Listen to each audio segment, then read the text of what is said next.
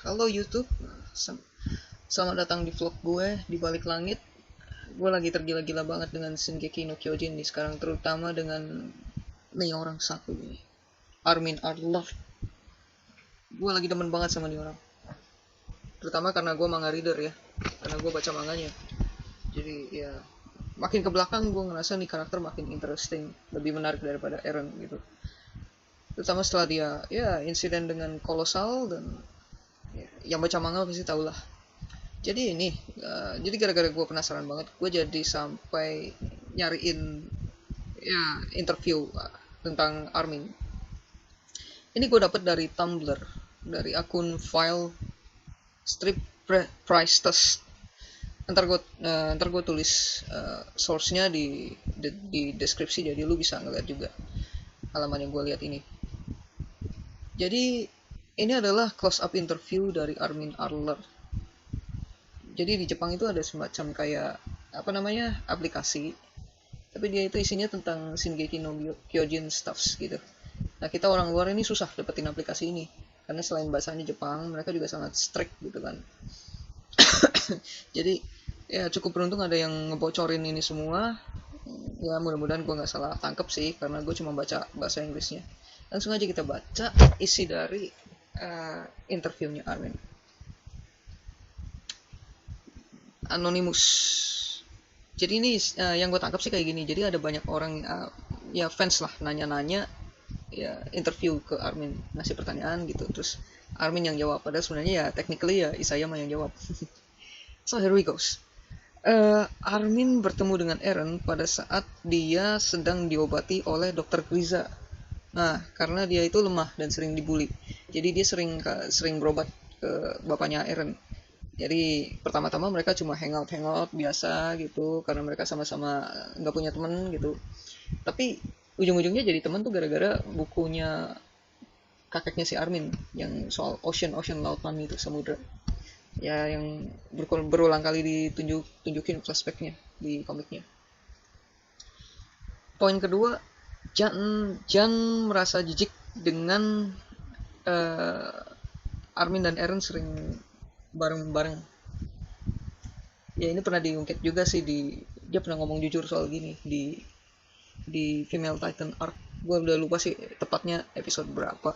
Tapi saat itu setelah si Armin pertama kali ngeliat Female Titan itu, terus dia kan selamat, terus dia ketemu Rainer, terus dia mau nembak, saking gugupnya dia nggak bisa masang pistol pistol apa sih namanya itu, jadinya jangan yang nembak. Nah itu bertiga ngobrol-ngobrol bareng, terus mereka diskusi dan mereka sepakat kalau mereka harus memperlambat si Female Titan. Nah pada saat itulah Jan mengatakan, I think you're kinda gross, you and Eren is kinda gross gitu kan. Terus si Arminnya menjawab, what gross, that's so mean gitu kan. Nah kalau bagi Armin kalau bagi Armin itu sebenarnya masalahnya di cara Jan ngelihat mandang sesuatu aja. Berarti sebenarnya nggak ada masalah antara dia dan Eren, nggak ada apa-apa, cuma Jan aja yang ngelihatnya aneh gitu. The problem with Jan's point of view. Jadi ya itu Jan aja yang kayak gitu. Soalnya dia sendiri bilang, gue juga hangout sama Marco, kita bikin apa, kita memperbaiki maintain 3DMG bareng-bareng gitu. Dan waktu makan malam dia duduknya sama Rainer, jadi dia nggak selalu barengan Eren kok, gue nggak selalu bareng Eren kok, dia aja yang selalu ngeliatin Mikasa. Jadi kelihatannya kita selalu bareng-bareng kayak gitu. Oke, pertanyaan berikutnya, do you have someone you like? Apakah kamu punya seseorang yang kamu sukai? Nah, Armin menjawabnya cukup dewasa sih kalau gue bilang. Cukup, dia orang yang sangat logis ya kalau gue bilang dari cara dia menjawab ini. Ya terutama technically sih dari cara Isayama membawakan dia orang yang cukup logis dan tenang, terkendali. Dilihat dia nggak langsung gugup gitu kan, jadi dia langsung aja jawab, having someone you like can make you stronger but also can make you weak. He has seen people failing to make normal decision and forced into dilemma because of it. Jadi memiliki seseorang yang kamu cintai bisa membuatmu lebih kuat, tapi juga bisa membuatmu jadi lebih lemah. Dia sudah pernah melihat banyak orang gagal untuk membuat keputusan yang tepat, dan kadang-kadang malah jadi dilema gara-gara cinta gitu. Jadi hal-hal seperti itu Armin memandangnya itu sangat merugikan. Jadi sekalipun dia suka sama seseorang, dia nggak akan ngomong. Alasannya sih kalau dia bilang karena itu akan membuatku jadi terlihat lemah, atau bukan terlihat sih, bukan, beda-beda. Karena itu akan membuatku menjadi lemah.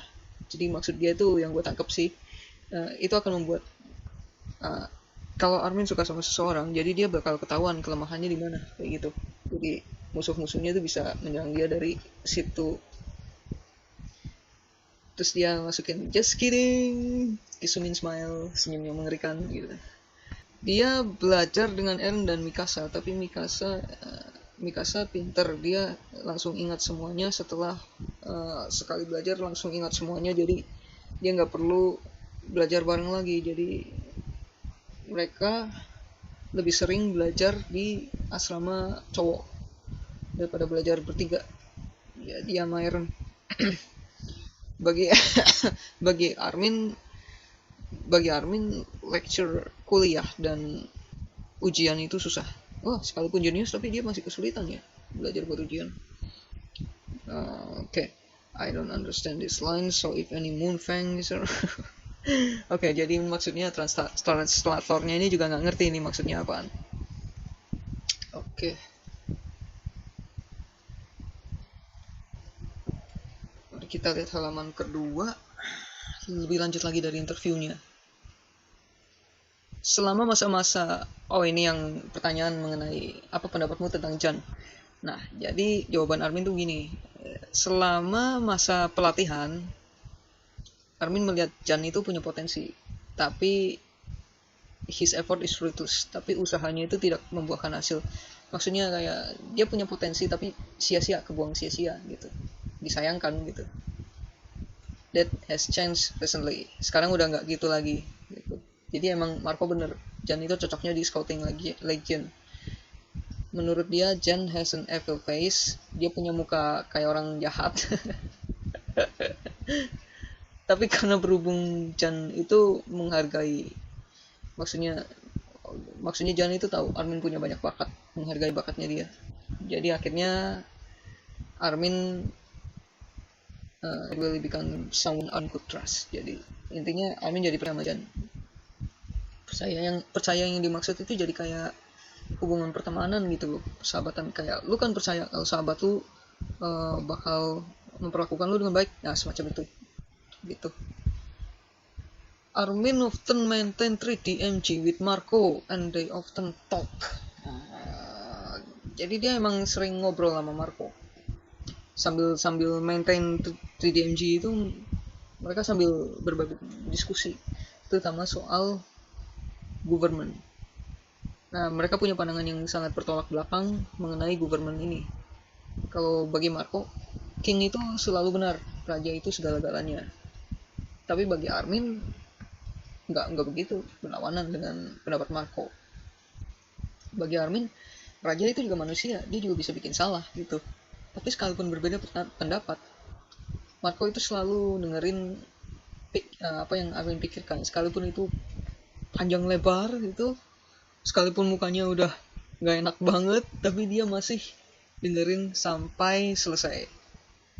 Nah, di sesi wawancara lain sih gue lihat ada yang nerjemahin kalau si Armin bilang Marco itu orang yang sangat baik, orang yang terlalu baik untuk berada di dunia yang kejam ini. Oke, lanjut. Saat Ani mengatakan dia lemah tapi punya nyali, dia berpikir bahwa Ani terlihat dingin. Pada pandangan pertama itu kelihatannya dingin dan gak punya banyak teman. Tapi dia sering memperhatikan orang-orang di sekitar dia. Mungkin Ani melihat si Armin ini, untuk suatu sebab gue merasa kalau terjemahan ini agak kurang bisa diandalkan sih ya. Soalnya gue udah pernah melihat terjemahan lain yang lebih baik daripada ini sih, jujur aja. Cuma bedanya ketemunya ini ya udah ini yang gue pakai sih. Tapi intinya di bagian ini tuh maksudnya si Armin adalah dia mungkin karena si Ani melihat dia waktu itu mau dibantu, biasanya sih dia dibantu sama Rainer ya. dan si Arminnya ini menolak bantuan. Itu sebabnya Ani berpendapat kalau si Armin ini sekalipun lemah tapi dia punya nyali. Did you win against Krista? Kamu pernah menang duel nggak 1 lawan 1? Kalau lawan Krista menang nggak? Arminnya tersinggung. Hah, emangnya aku selemah itu apa? Aku mungkin nggak, yang bukan yang terbaik di bagian combat, tapi seenggaknya, tapi aku masih bisa lolos. Ya masih aman lah. Ya berarti jangan nantangin dia berantem. Dia bisa mukul balik. Apakah kamu pernah dikira cewek? I would be lying if I say no. Kalau gue bilang enggak, pasti gue bohong. Sebenarnya dia nggak suka dipanggil imut, tapi kelihatan seperti cewek itu punya keuntungan sendiri. Sebenarnya si Armin ini nggak suka cross dress jadi cewek gitu ya, cowok tulen dia. Tapi kalau misinya lagi penyamaran, itu lebih aman pakai dia daripada pakai cewek beneran. Jadi dia ini di sini nih intinya nih, dia tuh Armin tuh gentleman orangnya. Ya cowok sejati lah sekalipun dia kayak cewek gitu. Di antara teman-temannya hanya Rainer, Bertolt, dan Marco yang bisa main catur lawan dia. Soalnya ya ini di interview lain ya terjemahan lain, gue baca lebih lengkap. Karena Rainer, Bertolt, dan Marco itu masih bisa mempertahankan ketenangan mereka. Jadi sebenarnya Rainer Bertolt tuh pinter juga ya orangnya ya. Gue kira sih lebih ke arah fisik sih, tapi nggak juga sih. Oh iya sih, kalau Marco sih gue nggak heran. Marco emang cenderung ke arah intelijen. Kalau soal Eren dan Jan, begitu mereka mulai emosi, pikirannya jadi lebih sederhana, jadinya lebih gampang untuk ditebak. Jadinya bisa dibilang ya Armin menang lah lawan Eren sama Jan. Pertanyaan berikutnya, apakah ada dari bagian tubuh yang paling kamu sukai? Kayaknya tersinggung lagi si Armin. Ini seperti pertanyaan buat cewek gitu. Kalau bagi Armin bukan bagian tubuh, tapi dia merasa ingin berharap kalau dia itu lebih kuat dan lebih punya banyak stamina. When talking about the outside world, he wants to see the sea first. Kalau soal dunia luar, yang paling pertama ingin dia lihat itu adalah lautan. Ya, sudah tertebak dari manganya. Ini cuma catatan penerjemah aja sih. Oke, jadi itulah intinya tentang karakter Armin. Yang bisa ditarik kesimpulan dari interview Armin mengenai sifat Armin ini adalah, gue malah jadi kagum sama orang ini gitu. Gue pikir dia ya dengan teriak-teriak. Gue pernah ada kan itu video YouTube yang kompilasi teriakan Armin dalam 4 bahasa. Gila. Walaupun intinya teriakannya sama aja sih, tapi ya masa teriakan sih gitu kan, nggak nggak dia kan tentara gitu loh, masa teriak-teriak nangis. Tapi intinya begitu kita melihat interview dari Armin ini, gue bisa menarik kesimpulan kalau dia orang yang sangat logis, orang yang sangat rasional dan gentleman sih. Sekarang gue jadi ragu, jangan-jangan dia emang nggak gay, cuma gitu aja, cuma agak lemah aja fisiknya. Tapi bagi gue, dengan membaca tentang ini, Jan is discussed with Armin and Eren being close together. It's just a problem with Jan's POV. Kalau memang kalau memang dia dan Eren itu, dia emang suka sama Eren, atau Eren juga suka sama dia pasti ya nggak malah nyalain POV-nya Jan. Gue yakin kalau tapi ini sih ya, if I sama like I won't say it, nggak mau ngaku. Tapi tetap aja menurut gue ini salah satu jawaban dimana dia itu mengatakan kalau gue nggak ada apa-apa dengan Eren, dan Eren juga cuma nganggap gue temen. Justru dia malah ngebales si Jan, dia kok yang ngeliatin Mikasa mulu. Wah, jangan cemburu kali ya. He has potential but ruthless. Ini menandakan kalau dia udah memperhatikan Jan sejak mereka masih kadet. Dari kalimat ini, he has evil face but acknowledge me, so finally akhirnya kita jadi saling percaya. Oke, kurasa itu aja. Gue udah ngomong ngoceh panjang lebar dari tadi. Gue harap vlog ini tidak membosankan. Terima kasih sudah menonton. Sampai jumpa di lain kesempatan. Bye.